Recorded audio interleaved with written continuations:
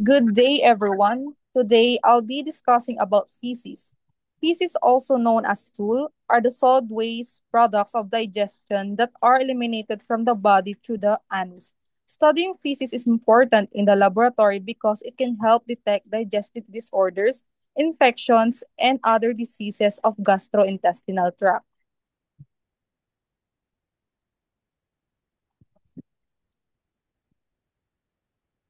So, fecal composition.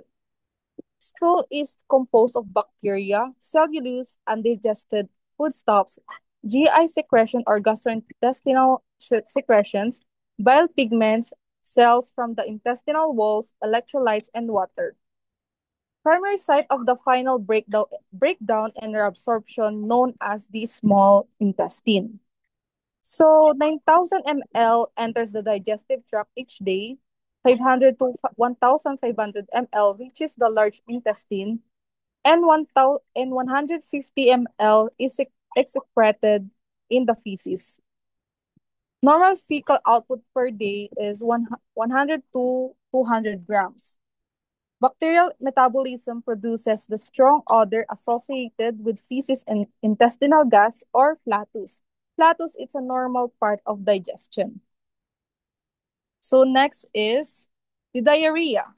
Diarrhea increase in a daily stool weight above 200 grams, increase liquidity of stools more than 3 times per day. So next is the acute versus chronic diarrhea.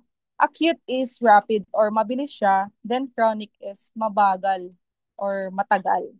So acute diarrhea lasting less than 4 weeks. So mabilis siyang mag-last, kumbaga. Then chronic diarrhea lasting more than 4 weeks. And secretory versus osmotic diarrhea. So secretory diarrhea caused by increased secretion of water. Bacterial, viral, and protozoan infections produce increased secretion of water and electrolytes. Second is osmotic diarrhea caused by poor absorption that exerts osmotic pressure across the intestinal mucosa. So maldigestion, known as impaired food digestion, and malabsorption, impaired nutrient absorption by the intestine. So next is the steatorrhea. Diarrhea characterized by a fat content that exceeds 7 grams per day. Steatorrhea specimens are pale, greasy, bulky, spongy, or pasty and are extremely foul smelling. Vary in fluidity and may float or be foamy. So next is the specimen collection. Specimen containers should be essentially a clean, dry, sealable, and leak-proof. And next, for the macroscopic examination, black is the upper GI bleeding, iron therapy, charcoal, bismuth, or antacids. Red for lower GI bleeding, beets and food coloring, rifampicin, alcoholic pale white-gray, bile duct obstruction, barium sulfate, green can cause biliverdin, oral antibodies, green vegetables, and for bulky, frothy, causes the bile duct obstruction, pancreatic disorders, or cystic fibrosis, ribbon-like intestinal constriction, mucus or blood-streaked mucus, colitis, dysentery, malignancy, constipation, and last for small or gout dropping for the constipation.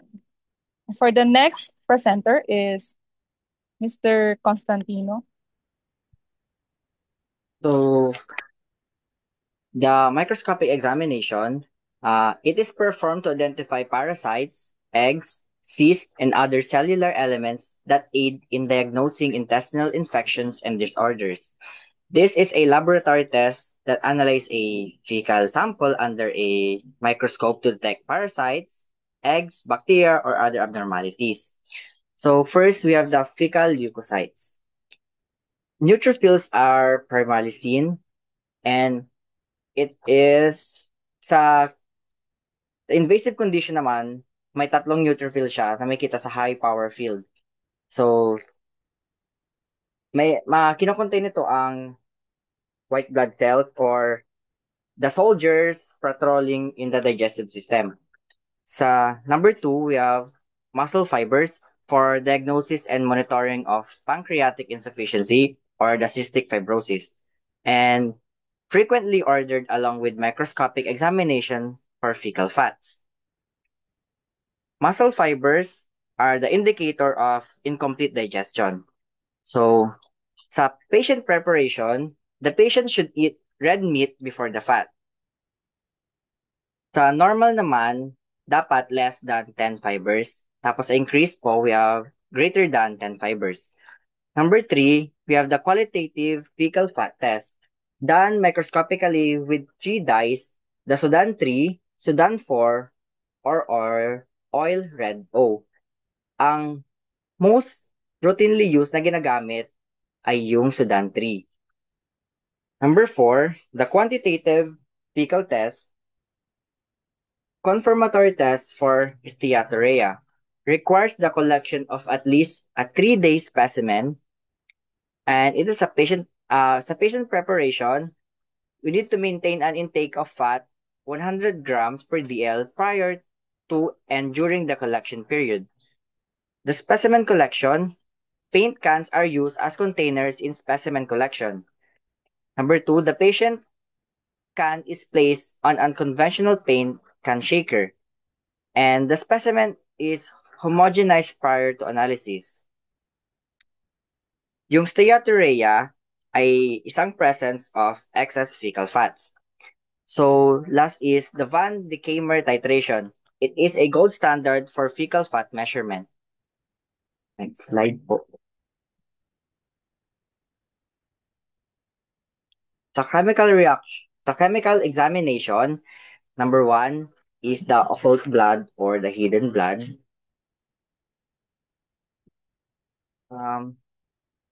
The most frequent chemical examination performed on fecal sample. It is greater than 2.5 ml blood per 150 gram of stool, pathologically significant, based on detection of the pseudoperoxidase activity of hemoglobin. Ang method na ginagamit, we have two methods, ang guaiac-based fecal occult blood test at ang benzidine test. Sa guaiac-based fecal occult blood test, it is the most preferred method because it is the least sensitive, thus it will prevent false positive. Sa benzidine test, least preferred method because it is the most sensitive, thus it is likely to cause false positive. Number 2, we have the APT test or the fetal hemoglobin. The NaOH or the sodium hydroxide is added to the hemoglobin containing emulsion determines if is maternal or fetal blood. Sa result naman po, makikita natin na dalawa yung result niya, which is the pink solution at the yellow-brown solution. The pink solution is for the fetal hemoglobin or the alkali resistant. Tapos sa yellow solution, we have the maternal hemoglobin. Number 3, we have the fecal carbohydrates. For assessment of infantile diarrhea, at ang normal pH po ay 7.8 at sa increased fermentation naman ay 5.5. Thank you po. So that concludes our presentation about feces. We hope you learned more about its importance in diagnosing different health conditions and how proper examination helps ensure accurate results. Once again, we are Krisha May Andrada and Matthew Travis Constantino, the presenters of Group 5. Thank you for listening.